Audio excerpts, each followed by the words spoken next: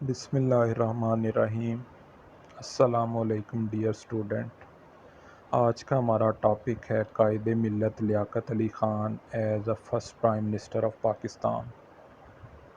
سب سے پہلے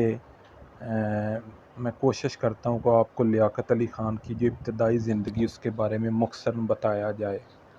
تو لیاقت علی خان 1896 میں انڈین پنجاب میں ایک ڈسٹرکٹ جس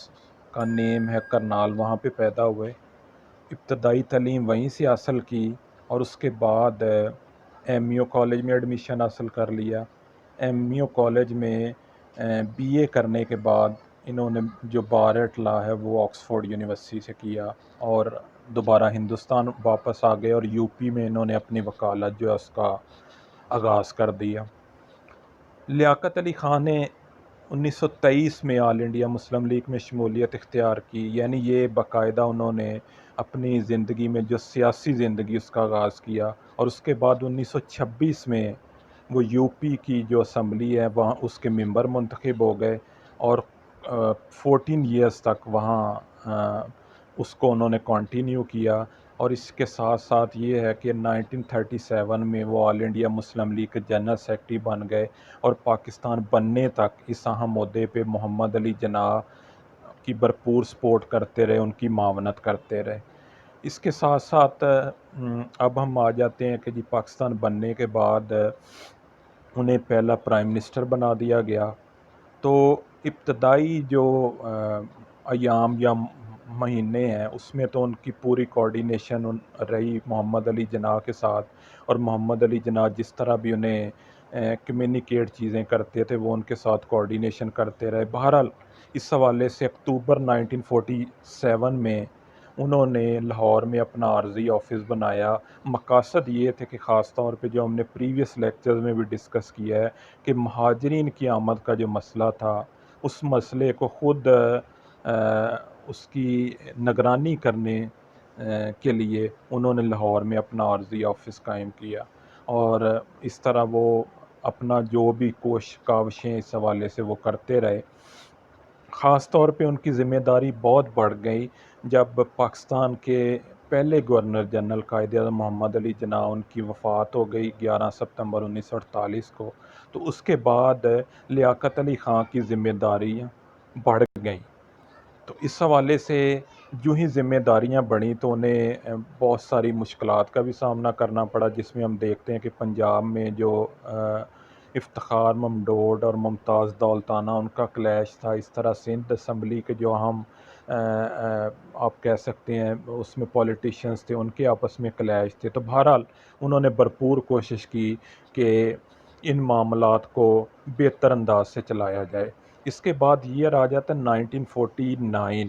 اور 1949 میں specially the month of March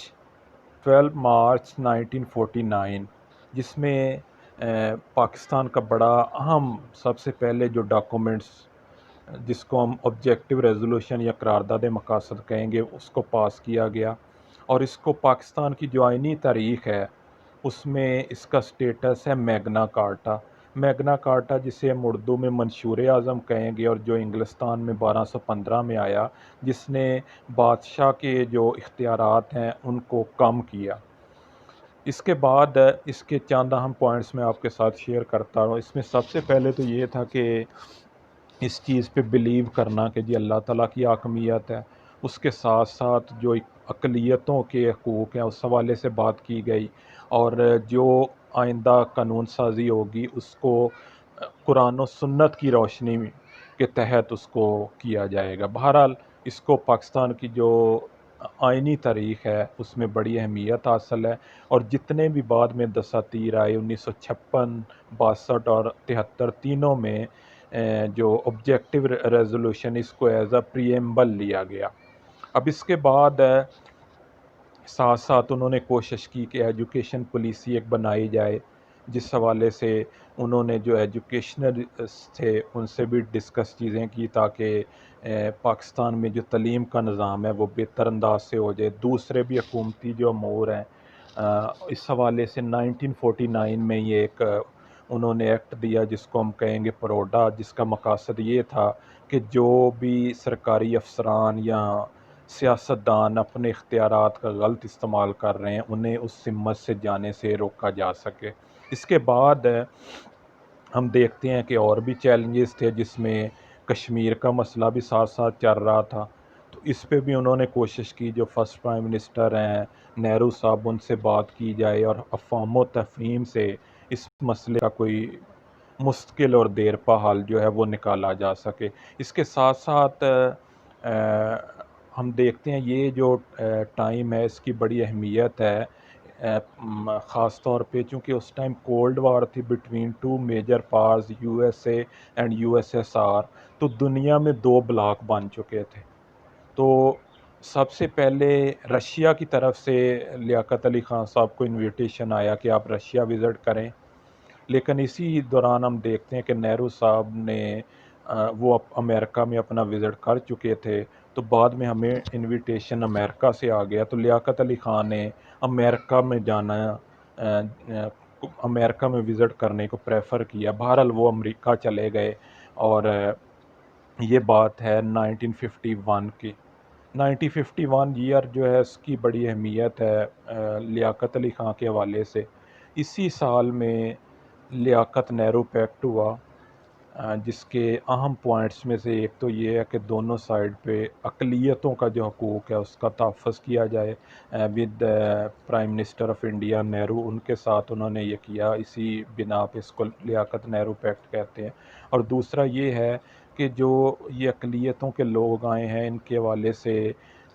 جو ان کی پریویس سٹیٹ میں جائیداد وغیرہ تھی اس کا ریکارڈ منگوا کے اس حوالے سے ان کو یہاں بھی جائیداد وغیرہ دی جائے، تو اس حوالے سے لیاقت نہرو پیکٹ جو ہے یہ 1951 میں ہوا۔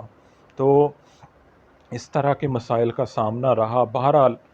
میں ذاتی طور پہ سمجھتا ہوں کہ لیاقت علی خان چونکہ ان کا ایک ایکسپیرینس تھا اور انہوں نے زیادہ ٹائم محمد علی جناح کے ساتھ گزارا،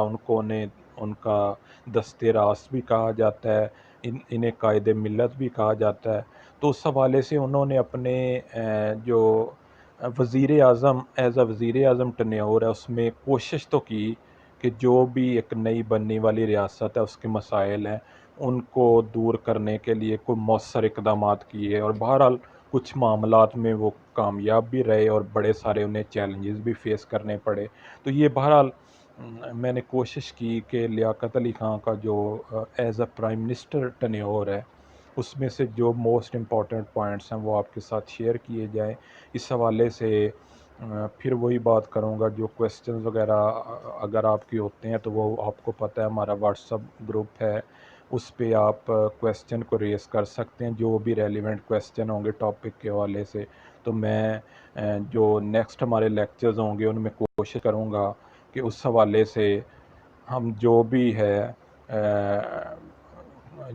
جو بھی اس کا آنسر جامع ہوگا وہ آپ کے ساتھ ہم ڈسکس کریں، تاکہ یہ جو ہمارا ٹاپک ہے مزید کلیئر ہو جائے۔ شکریہ، والسلام۔